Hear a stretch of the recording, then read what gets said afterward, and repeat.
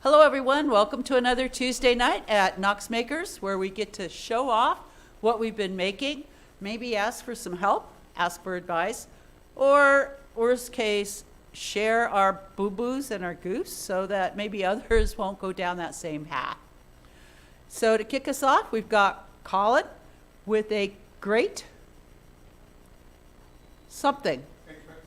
Expectations. Oh, yeah. All right. That sounds like a novel, Colin. Okay. Well, it's welcome to Crazy Englishman time again. Now, it is grilling season, is it not? Yeah. All the weather's nice, aren't we all glad about that? The trouble is, when your grill looks like this, what you may or may not encounter is all this where it splits and breaks up. That's done because these are made real cheap, okay? It's mild steel rods with a stainless steel coating.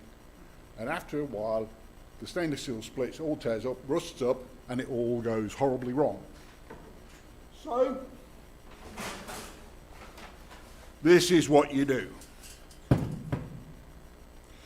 You make your own. You buy yourself 60 feet of 304 stainless steel rod. 60 feet. That's how much. I had about maybe 6 or 7 feet left over, but it comes in 12-foot sections. And to buy the material costs the same as buying one of these ready-made. So I figured it was worth the money, and of course this is Knox Makers, not Knox Buyers. So anyway, we decided to make them. Now, one of the problems that you run into with stuff like this is that these bars are round, which means they roll and they move and they don't stay where you put them. Also, it's worth noticing that the spacing on the two sets of bars is slightly different. This is because, the measure twice, cut once? Well, I measured like 8 times and still screwed it up. So what I wound up with was the spacing here was center to center, but I measured it side to side. So when you do this one, you find that the center to center distance is correct, and this is the same size as the other one. Now, what I told the missus was that this one's for steak and this one's for hot dogs. Yeah, she didn't believe me either. So, cheaper and better, and these are solid stainless steel, so they won't split open like the other ones were. So, Cost of that new stainless steel rod? about $65. I got it from Reagan Steel over in Maryville, because I work at the airport. And if you order it online, you can get the same price, but to ship 12-foot lengths costs you $300 in shipping because it comes freight. Or you can do it in 6-foot lengths, which then comes UPS, but they charge you 3 times as much for the material because they had to cut it, and that's so expensive. So you go to your local. I tried a dealer in Nashville who shipped stuff on and they would just send it as part of, and they still wanted $300 to deliver it. So I'm like, went to my friends down at Reagan Steel, and no shipping. Was that a deal because you worked with them before, or was that No, if you go and order that kind of material, they'll just throw it in on the next order that they get in, and because they have stuff shipped in on a daily basis, there's basically no extra cost. Yes, sir. Are you going to finish them in any way with either sandblasting or any other kind of coating? Nope. They're a polished surface. I wire brushed most of the colouring off, but then I'm going to stick it in a grill and heat it to 600 degrees anyway. So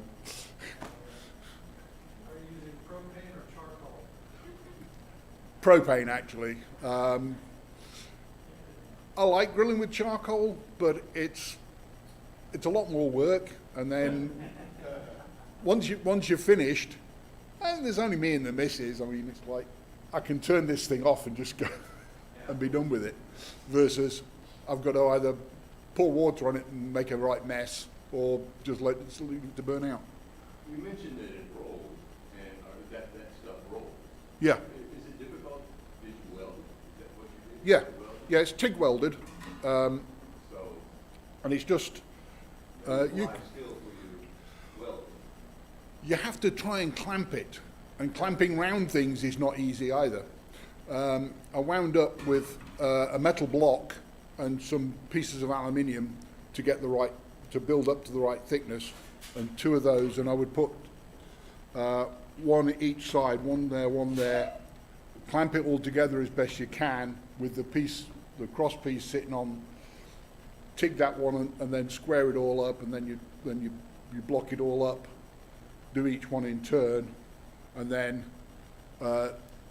position the end ones and then weld those on, so that any expansion that you're getting kind of has got room to go and spread out. Then you wind up with it not getting too badly bent like this one is. That was meticulous. You have to be a little bit careful. Because you're only tack welding it, because it's not taking a huge amount of load or anything. So you're just putting little tacks on. But when you're trying to TIG weld, one of the things that you can't do is you can't let the electrode dip into the weld pool, because then the metal of the weld pool contaminates the electrode, and it's a tungsten electrode. So when you're trying to do this and the stuff's trying to roll around on you, that's when it gets awkward. But yeah, if you were going to do these for any length of time, all you do is you build a little jig where you slot, drop it in, TIG the middle bit, and then you can step it down so that you all get the even spacing. When you're doing just one set for yourself, and that's probably going to last the rest of my life, you kind of don't worry about it too much. You get an extra set of applause. You get an extra set of applause. Well, this is it, yeah. And of course, I've got about 5 or 6 feet left over of stainless steel rod. I'm just looking for a project of what I'm going to do with it. So I didn't hear Russell ask. I'm shocked. How long did it take? Well, I spent about an hour and a half just cutting up bits of stainless steel and sanding the ends and taking all the burrs and stuff off. And then welding was probably another hour and a half for each one. So probably 4.5, 5 hours maybe tops. Another hour if you consider the time it took me to drive down to the store and pick up the materials. So 5 or 6 hours total. Behave. That made a mess. I'll sweep that up later. Yeah, so, okay. Done.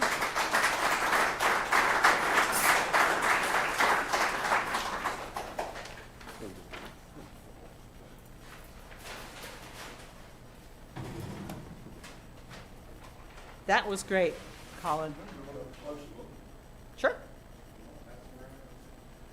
Next up, we have Zoe with some refurbished jeans. Oh, and I didn't say this ahead of time. Do you want to go closer or further away? Okay. I didn't bring the jeans because I signed up at the last minute, but I spent the entire weekend working on these jeans that I have. They were like my favorite pair of jeans ever, but they kind of ripped up. So you can see here, I always put my phone in that pocket, and it's just the height of the pocket, so it ripped along that seam. I want to use the plus on the... Like so. You can see the pocket was all ripped up. So I didn't really want to wear them because I am a fashionista, I guess. And not really, but I didn't want to wear them because they were ripped and that was not up to standard. And I really like the jeans because they fit really well. And my inspiration is my 18-year-old sister who is a fashionista. She's like obsessed with bows right now. And I was like, I should be obsessed with bows right now because she looks really cute. So I just got embroidery machine authorization. So what I've made is this. I made new pockets for the jeans with embroidered bows. Come on, focus. I don't know if it's gonna, I'll just zoom in on the bows so you can see. It took me like pretty much the entire weekend, mostly because I hadn't used Inkscape or Inkstitch before. I think I'd used Inkscape like a little bit, but I didn't really know what I was doing. And honestly, I sewed these bows on a test piece of denim like 5 times, and it never quite worked how I wanted them to. They look pretty good on the jeans themselves, but that's because I ended the embroidery machine before it was actually done, because every time it would sew this beautiful bow and then ruin it. I have no idea why. Like, it would just do the bow and then it would start sewing stitches all over the place. I couldn't figure out how to make it stop. So I just pressed the stop button once it had the bow that I liked. So yeah, that's pretty much, that was the mini project. Why didn't you put your name there? I mean, like Levi's or Jordache or... I mean, it didn't occur to me, but also I just like don't want to have a name tag on my butt. It's hard to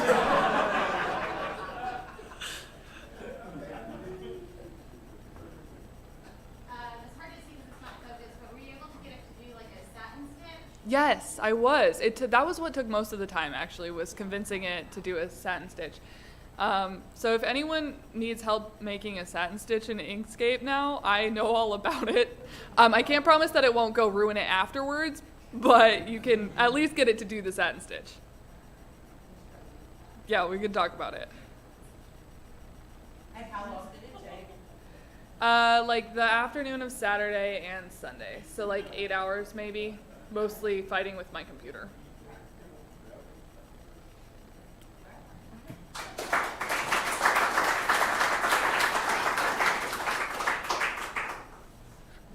Well, now that we've had both sides of the shop, how about if we go somewhere in the middle? And we'll do Perry. And Perry, you announced yourself as Nelson, Perry Nelson, the same as Willie. Has a question, and he needs some help, I think, with lasers. And I bet there's a person or two in here that can help him with his project.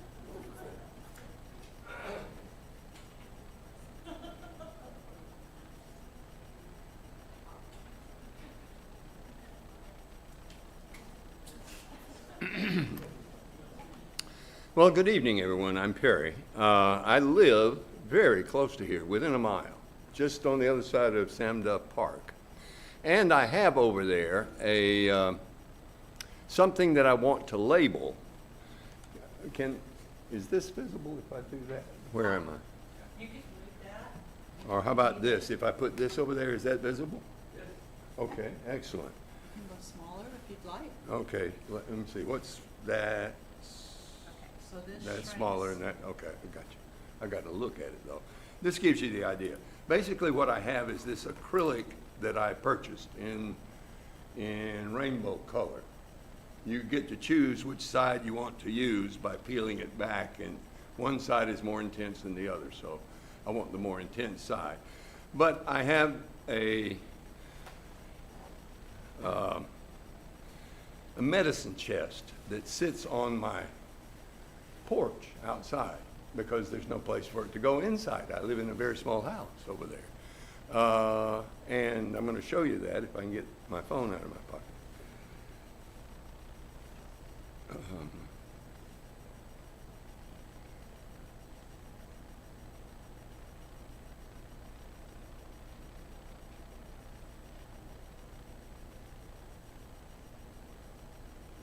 So this, whoops, is the thing running on my phone. It'll stop in a moment, maybe. It's paused. Give me a moment.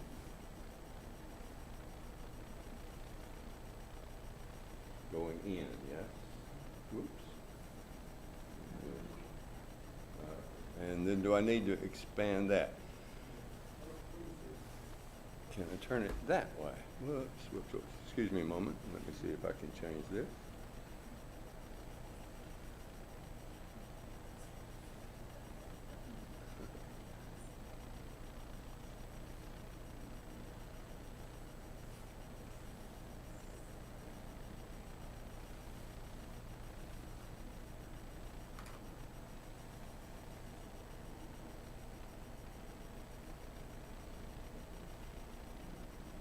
The area at the top there is where I want to put the lettering. It's his name and then MMC, and it's for Memorial Medicine Cabinet. Terry Vanderplas died a couple of years ago, and he was the one that brought this into my life. And it was a very creative thing that he did for me. And so I brought it to this little house here. I have a condo in West Knoxville, which was where he did it. But I brought it with me over here, and I've lived here for a couple of years. So I need some help making my acrylic into these letters. Vanderplas MMC. How did you make the wood letters? I bought them at the store. I'm pretty good at going to Dollar Tree or Dollar General. Yes, sir. I'll help you if you want to go to the laser zone after this. Excellent. Thank you, sir. And you are? Wes. Wes. Go west, young man. All right. Thank you, folks. I don't know how to do it next time. You'll be a pro, like the rest of us. Yes. I like Colin's reference. We're not Knox buyers, we're Knox makers, right? We'll get you there. Okay, any more shares? Ah, nice, thank you.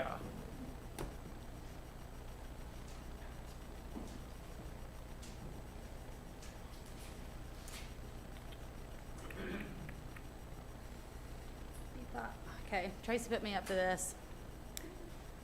I don't know where to start necessarily. Okay, so I made this shirt. Not the whole thing, just the design. Billy's gonna want you on that side.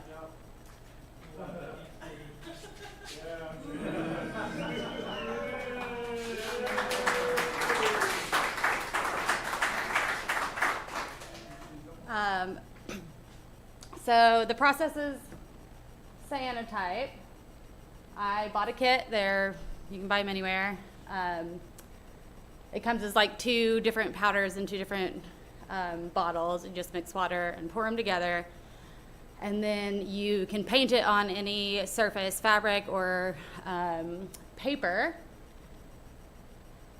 and let it dry. And then you put natural objects on top of it, or it doesn't have to be natural, anything you want on top of it. And it is the chemical is photoreactive. So once it's dried in or out of sunlight, then you take it into sunlight, put something on top of it, and then only where the sun reaches will turn this bright blue, and then everything else will wash out. So some things that I learned, so like that seems like a pretty simple process. Some things that I learned while I was doing it. One, the fabric probably has to dry overnight. So you really have to plan ahead for this type of thing. And paper dries a little bit faster, but you still have to, have a place out of sunlight where you can like dry everything for several hours. So that's a plan ahead. The other thing is that a lot of natural materials have a lot of like 3D to them. So anything that will stand up off of the page will like kind of create some shadows or kind of make things a little more blurry. So if you want like really crisp, clean lines, your best thing to do is to put like a piece of heavy glass on top so that everything holds like really specifically in place. And if you are really into clear line, crisp lines, you need to press your material beforehand. So like this actually was a second run, so I'll show you. But the day one we did it just like with fresh stuff and it got like a little blurry, but then day two we actually ended up pressing stuff ahead of time, and then once you have the flat thing, then it'll make it really flat. So here is, yeah. So here is, kind of blurry. So yeah, so there's my shirt right there with the different stuff. So when you paint it on, it like is a really dark blue, and you put it out in the sun, you let it sit, kind of depends on how bright the sun is, 8 to 20 minutes. And then it will kind of, sorry, once again, bleach out. You see how it's like gotten a lot more gray? Once it's like kind of grayed totally out, then that means it's cured, and then you can pick it up and you just wash it out with normal water. And then so when it first washed out, it was really purple, which was kind of weird, and not all of them did that, but when I washed it again, it kind of did white. So here's another one I did that has a few different, and then this was paper. So paper was really cool too because it kind of came up with a few different textures of how like the chemicals soaked into the paper first. So like even though all of these were kind of done on the same day and the same time, they all kind of came out pretty different, which I thought was really interesting. What kind of paper? This is all just watercolor paper. Can you watch it? Say again? Can you watch it? Yes, you Mm-hmm. Yeah, so you definitely want to use something that can like withstand a little water. Because yeah, I had to kind of wash and like scrub just a little bit off of the top there. Is that why the blue won't turn white when you walk out in the sun? Yeah, so once you wash it, that's what like deactivates the chemical. Yeah, so you only leave it out there for a certain, like, you know, like I said, 8 to 12 minutes, and then you wash it off, and then once that chemical is washed off, then it won't react to the sunlight anymore. But yeah, it's fun. You can do all kinds of different things. I don't have a lot of pictures. We did like some bones, and snake skin was really cool. Feathers made some really cool. Again, I was not prepared with the best pictures, but all kinds of different like textures and really cool things that you can kind of like explore. And also like if you are getting into it, like we did one like with the afternoon shadows, and that kind of like made like, yeah, like a cool fade on things with the sun coming like at an angle. Is that coming just one color or is it different colors? It's just blue as far as I know. Yeah. You do it like on 100% cotton, or is there like restrictions on the temperature like that stuff? I didn't do a lot of research beforehand. It doesn't have to be 100% cotton for sure. But yes, it absolutely can be 100% cotton. And we did a few different fabrics, and they all kind of came out a little bit differently. And so there's more to be learned there for sure. And also, like, I think that some of like the chemicals, like we used thrift store fabric and stuff, and so I think that there was probably some residual chemicals left in a lot of the fabrics, and so that kind of differentiated like how things turned out. Does it work with artificial sunlight? I don't know. I have not tried it with artificial sunlight. I mean, assuming the right UV length would be the ticket there, but I'm not exactly sure which UV length that it reacts with. All right.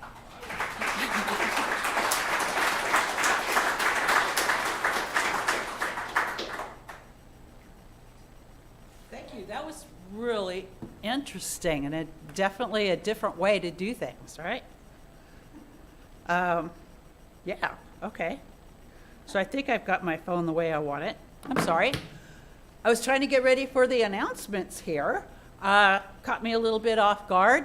You can check the events calendar for any classes that are coming up. Last I checked, most of the ones for the rest of this month are sold out. And one other time I announced that a class had tickets, and by the time I announced it, it was sold out. So if you're interested, a lot of classes have already posted for September. So check out the calendar. In other news, we have a holiday coming up called Halloween. And when I talked about this last time I emceed, it was 100 days. Today, it is 66 days. I thought that was kind of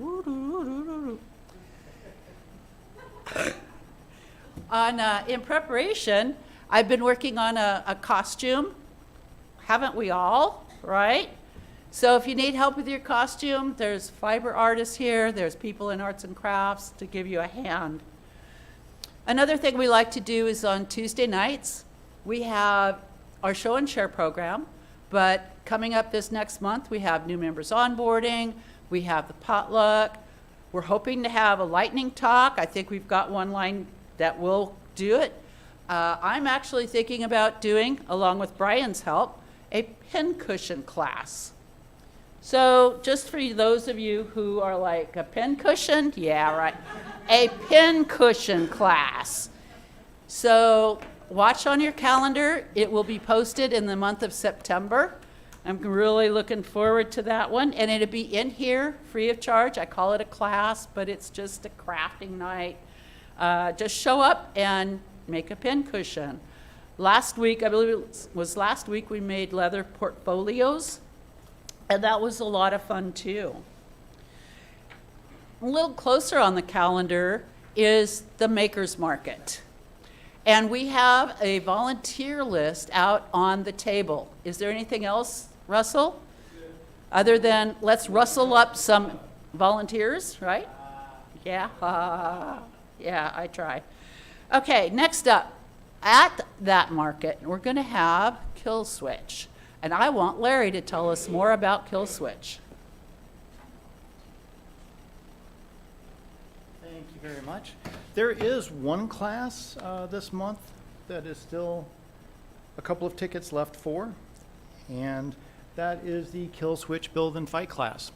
The Kill Switch Build and Fight class, if you are not familiar with how to build your own combat robot, it will teach you about the Kill Switch rules. It will walk you through building your own combat robot. It will allow you the chance to compete with that combat robot at the end of the build class against everyone else in the class. And the most important thing to take away from that is that it will actually loan you the equipment so that you can keep it here at the shop and continue to improve it, and then you can use that to fight with it in the market event on the 28th. So you don't have to buy your own equipment in order to build a robot and fight a robot. You can actually use some of our equipment here. And so this is open to members and non-members. The build class itself actually includes the cost of registration for the event. So you don't even have to pay for that. It's kind of all in one, if you will. And members are $14.96, non-members are $24.96, and so there are still a few tickets left, but it is this Saturday from 10 to noon. I think that's everything on the class. I did want to mention that also on Tuesdays, at least recently, we've been doing open pit nights and open sparring for anyone that wants to build their own robot, or after the build class, anyone that wants to maybe improve their basic robot. Pretty much every Tuesday I'm here, other builders are here to help, you know, with any questions you might have, with any improvements that you might want to get some assistance with, if you will. And the other thing that we like to do on Tuesdays is we like to have open sparring. Open sparring is just kind of an informal, we get a couple of bots out there and we bash each other up. I usually have at least one individual here with another bot, but he failed me tonight. But I actually have two bots of my own that are ready to go. So anyone in here that would like to see what it's about in person, drive a bot because I can't drive them both myself, let's go out to the arena, which is right out the door over here, and let's knock them around a little bit.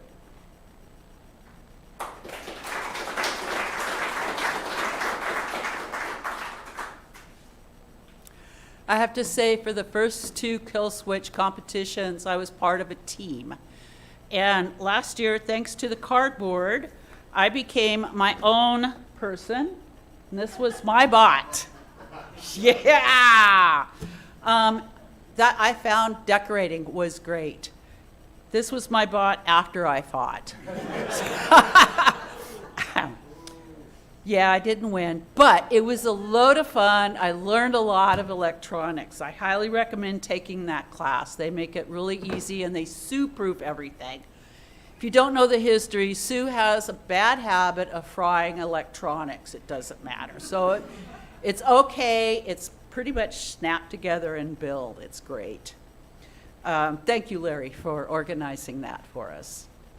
We're also an all-volunteer area, and we are volunteering as that. We like to keep things clean, so if you see a trash can that's full, if you take it on out to the dumpster, that would be great. Or anything else you see here in the shop, just lend a hand. Be a good volunteer. The last thing I want to say is, if you're new here, if this is your first night, if you haven't had a tour, see somebody with the red badge. They'll be happy to answer any questions or give you a tour. And let's get out in the shop and make some stuff, huh? Thank you.